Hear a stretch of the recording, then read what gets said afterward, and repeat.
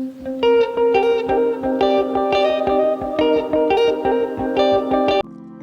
வணக்கம். இன்றைக்கி வெஜிடபிள்ஸை வந்து ரொம்ப நாளைக்கு கெட்டு போகாமல் எப்படி ஸ்டோர் பண்ணலாம் அப்படின்னு பார்க்கலாம்.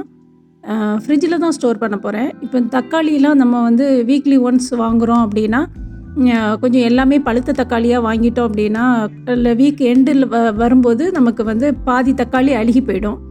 அதை அவாய்ட் பண்ணுறதுக்காக நான் என்ன பண்ணுவேன் அப்படின்னா, கொஞ்சம் தக்காளியை வந்து இந்த மாதிரி சிப்பர் பேக்கில் போட்டு ஃப்ரீசரில் வச்சுடுவேன். இந்த ஃப்ரீசரில் வைக்கிறதுனால 2 பெனிஃபிட் இருக்குது. இப்போ வந்து அது வந்து கெட்டும் போகாது. இப்போ பாருங்கள், அது எப்படி கல் மாதிரி இருக்குன்ட்டு எப்படி சவுண்டு கேட்குதுன்னு பாருங்கள்.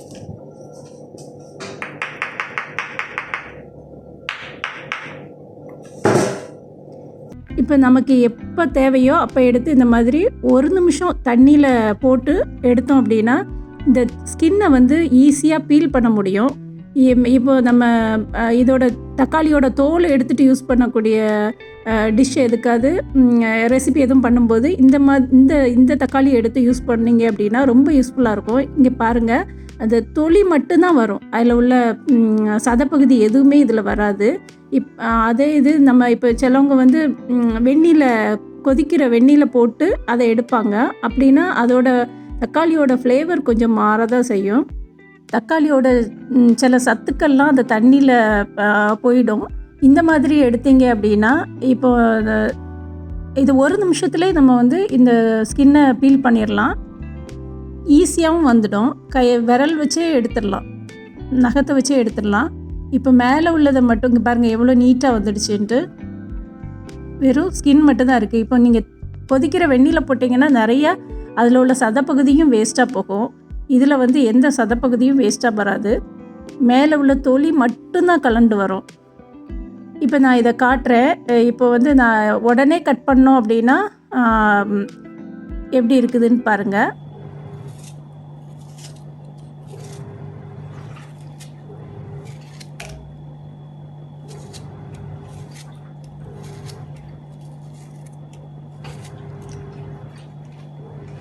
இப்போ எதாவது பேஸ்ட் மாதிரி அரைக்கணும் அப்படின்னா அதை ஒரு 10 நிமிஷம் வச்சிங்கன்னா அந்த தண்ணி, அதில் ஃப்ரீஸாக இருக்கிற தண்ணி எல்லாம் வெளியில் வந்துடும். அந்த தண்ணியை வேஸ்ட் பண்ணாதீங்க. அந்த தக்காளியோட உள்ள தண்ணி தான் அது வேஸ்ட் பண்ணிடாதீங்க. பேஸ்ட்டாக அரைச்சி யூஸ் பண்ணுற ரெசிபிக்கு அந்த தக்காளியை யூஸ் பண்ணிக்கலாம். அடுத்தது அவக்காடோ எப்படி நான் ஸ்டோர் பண்ணுறேன் அப்படின்னு பாருங்கள். நான் இப்போ ஒரு பெரிய அவக்காடோ எடுத்துருக்கிறேன். இதில் எனக்கு பாதி போதும், சாண்ட்விச் பண்ணுறதுக்கு ஒரு பாதி போதும். மீதி பாதியை எப்படி ஸ்டோர் பண்ணுறது, கருத்து போகாமல் எப்படி ஸ்டோர் பண்ணுறது அப்படின்னா, அந்த கொஞ்சமாக ஒரு சின்ன துண்டு வெங்காய பீஸ் எடுத்து அதில் வச்சுட்டு நல்ல கிளிங் ரேப் போட்டு நல்ல டைட்டாக மூடிடுறேன். உங்கள்கிட்ட ஏர்டைட் பாக்ஸ் ஏதாவது இருந்துச்சுன்னா அதில் இதை போட்டு வெங்காயம், ஒரு சின்ன துண்டு வெங்காயத்தை போட்டு வச்சிங்கன்னா கருத்தே போகாது. 4 நாள் கழித்து பார்த்தீங்கன்னாலும் அந்த கலர் சேஞ்சே ஆகாது. அப்புறம் யூஸ் பண்ணிக்கலாம்.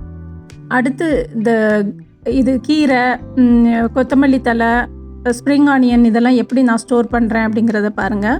இது பாலக்கீரைலாம் வந்துட்டு எப்படி நம்ம ஸ்டோர் பண்ணாலும் இப்போ ஸ்டோர் பண்ணாலும் கொஞ்சம் அழுகி போயிடும். ஒரு 2-3 நாளையிலே அழுகி போயிடும். வாங்கிட்டு வந்த உடனே சமைக்கிற மாதிரி இருக்கும். ஆனால் நம்ம வாரத்துக்கு 1 நாள் தான் நம்ம சூப்பர் மார்க்கெட் போகிறோம் அப்படின்னா மொத்தமாக அந்த வாரத்துக்கு தேவையானது எல்லாமே வாங்கிட்டு வருவோம். அப்போ அந்த வாரத்தோட கடைசியில் வந்து நமக்கு எதுவுமே யூஸ் பண்ண முடியாமல் போயிடும். எடுத்து பார்த்தா பாதி அழுகி இருக்கும். அதை அப்புறம் யூஸே பண்ண முடியாது, தூக்கி போடுற மாதிரியே இருக்கும். இதை மாதிரி நீங்கள் ஸ்டோர் பண்ணிங்கன்னா 1 வாரம் இல்லை 10 நாள் ஆனாலும் எப்படி வாங்கிட்டு வந்தோமோ அதே மாதிரி ஃப்ரெஷ்ஷாக மெயின்டைன் பண்ணலாம். இப்போ பாருங்கள், நான் வந்து இது 16th வாங்கிட்டு வந்தேன். எவ்ரி சண்டே நான் வந்து பர்ச்சேஸ் போவேன். அப்போ வாங்கிட்டு வந்தது. இதை வந்து ஒரு 2 நாள் கழித்து இப்போ மல்லித்தழை எடுத்து யூஸ் பண்ணுறேன். அது அதே மாதிரி எப்படி வச்சோமோ அதே மாதிரி இருக்குது பாருங்கள். அதே மாதிரி தான் புதினாலாம் வந்து எப்படி ஸ்டோர் பண்ணாலும் அழுகி போயிடும் அல்லது காஞ்சி போயிடும், அந்த மாதிரி இருக்கும். இதில் ஒரு இலை கூட இந்த மாதிரி ஸ்டோர் பண்ணும்போது ஒரு இலை கூட அழுகி போகாது.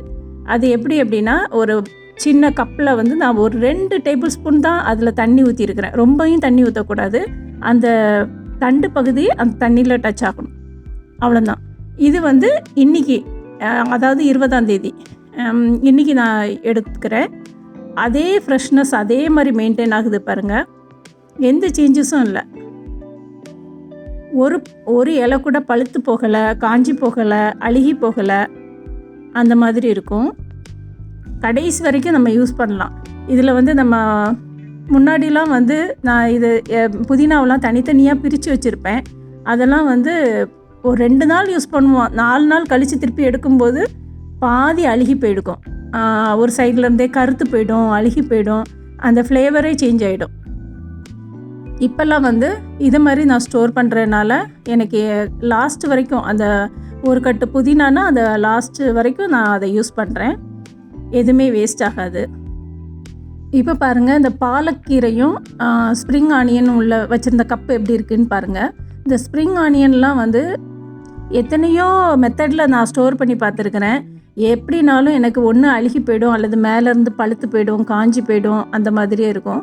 இப்போ வந்து ஒரு இலை கூட வேஸ்ட் ஆகாமல், அழுகி போகாமல், காஞ்சி போகாமல் யூஸ் பண்ணுறேன்.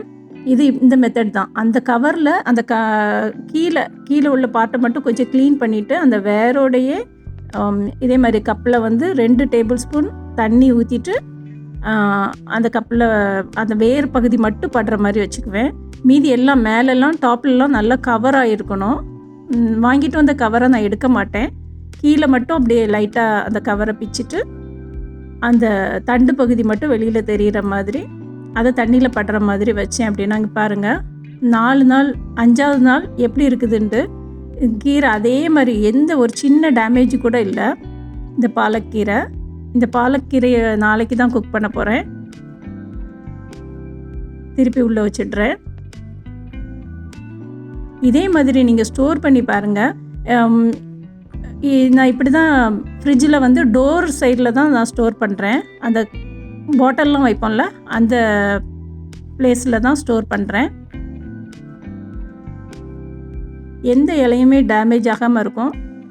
வேணால் பாருங்கள், இன்றைக்கி வந்து 20ஆம் தேதி, நாளைக்கு 21ஆம் தேதி. அதை ப்ரூஃப்காக தான் நான் இதை அட்டாச் பண்ணியிருக்கிறேன். இதே மாதிரி ஸ்டோர் பண்ணுங்கள்.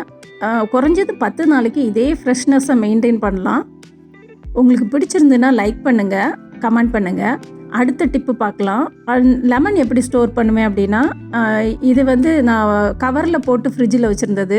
இந்த மாதிரி காஞ்சி போகும். இது வந்து வீட்டில் உள்ள லெமன், ஊரில் தோட்டத்தில் உள்ள லெமன்கிறதுனால ஜஸ்ட்டு காஞ்சி தான் போகுது. இதே இது கடையில் வாங்கின லெமன்னா நமக்கு வந்து அழுகி போயிடும், ஃபங்கஸ் வந்துடும், அதில் ஒரு மாதிரி பூசணம் முடிச்ச மாதிரி ஆகிடும்.